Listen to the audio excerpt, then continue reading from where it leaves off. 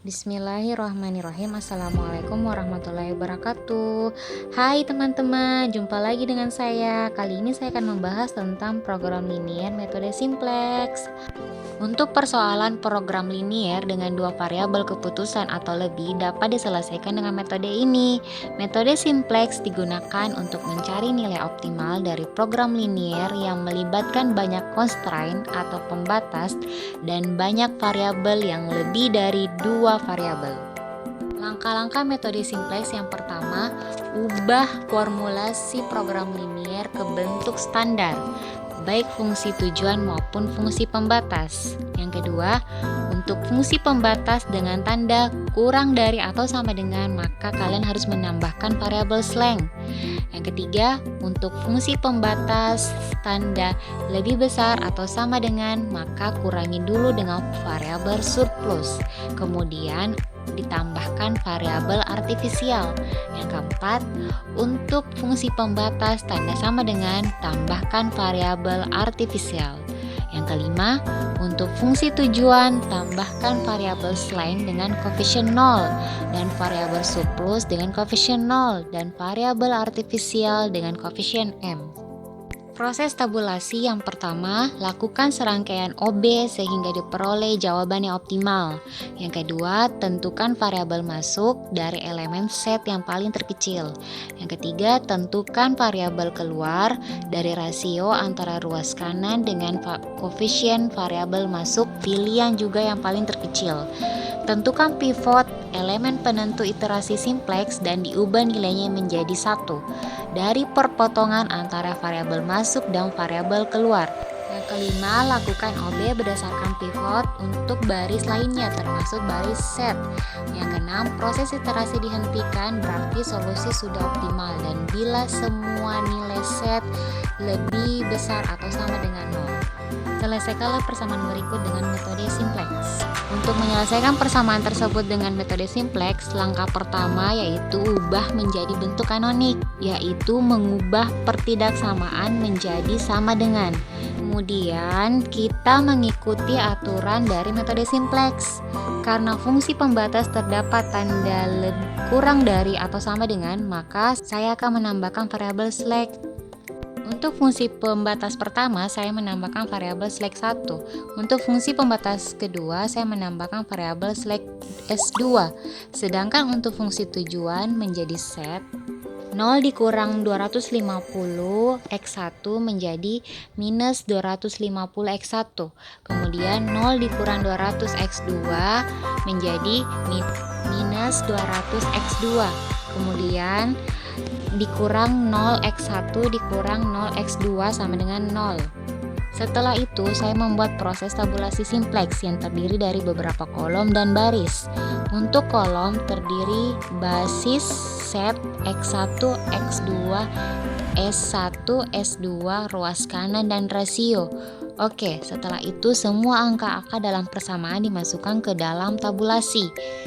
Sedangkan untuk baris atau basic didapatkan dari kolom yang nilainya 1, di mana baris pertama nilainya 1 berada pada kolom set, baris kedua yang nilainya 1 berada pada kolom S1, baris ketiga yang nilainya 1 berada pada kolom S2.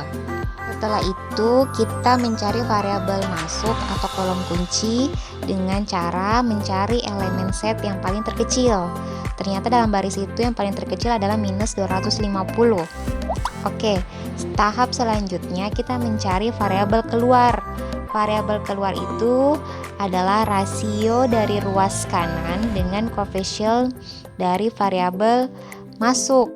Oke, rasio S1 didapatkan dari 10.750 dibagi 20, hasilnya 537,5. Kemudian rasio S2 yaitu 9.750 dibagi 30, hasilnya 325. Oke, di antara rasio S1 dengan S2 cari yang paling terkecil. Ternyata yang paling kecil adalah 325. Oke, didapatkanlah variabel keluar. Setelah itu kita mencari unsur kunci atau pivot. Pivot ini adalah perpotongan antara kolom kunci dengan rasio yang paling kecil. Jadi nilai pivotnya adalah 30.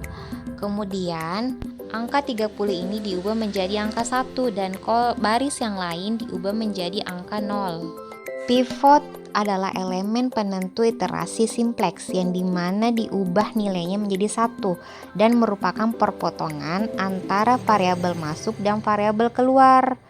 Variabel masuk adalah nilai set terkecil yaitu minus 250. Variabel yang keluar adalah rasio antara ruas kanan RK terhadap koefisien variabel masuk. Jadi pilih yang paling terkecil yaitu 325. Pivot pada semua elemen pada baris ketiga dibagi menjadi 30. Jadi kolom pertama X1, elemen 21 30 dibagi 30 sama dengan 1.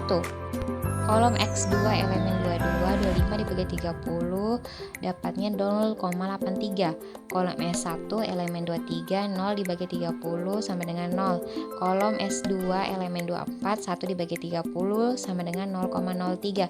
Kolom ruas kanan elemen 25 9750 dibagi 30 dapatnya 325. Proses dari tabulasi itu saya misalkan B1, B2, dan B3.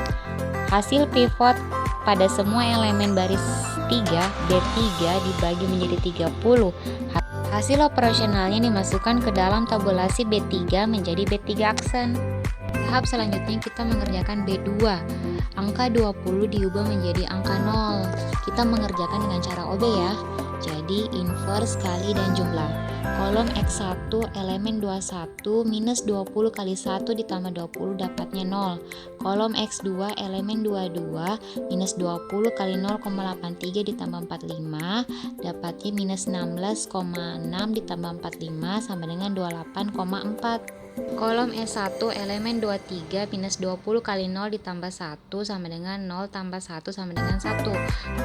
Kolom S2 elemen 24 minus 20 kali 0,03 tambah 0 sama dengan minus 0,6 ditambah 0 hasilnya minus 0,6.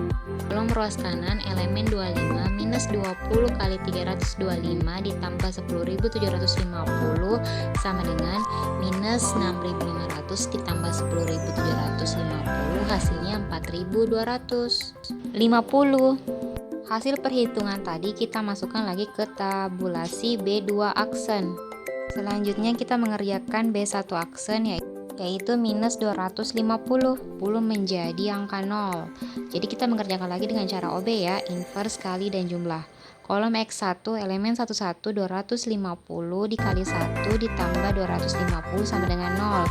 Kolom X2 elemen 12 250 kali 0,83 ditambah minus 200 sama dengan 7,5. Kolom S1 elemen 13 250 kali 0 ditambah 0 sama dengan 0.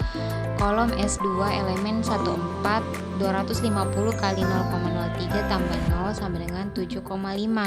Kolom ruas kanan elemen 15 250 dikali 325 ditambah 0 sama dengan 81.250. Ya, hasil perhitungan tadi kita masukkan lagi ke tabulasi B1 aksen.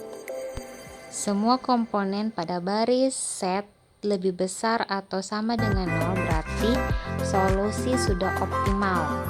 Sehingga didapatkanlah nilai X1 sama dengan 325, X2 sama dengan 0, S1 4250, S2 sama dengan 0, dan nilai setnya adalah 81.250. Hasilnya mirip dengan metode grafik. Jadi nilai set sama dengan 250 kali 325 ditambah 200 kali 0 sama dengan 81.250 atau 81.250.000 rupiah. Oke, thanks for watching. Sampai jumpa di pertemuan berikutnya. Assalamualaikum warahmatullahi wabarakatuh. Jangan lupa subscribe ya.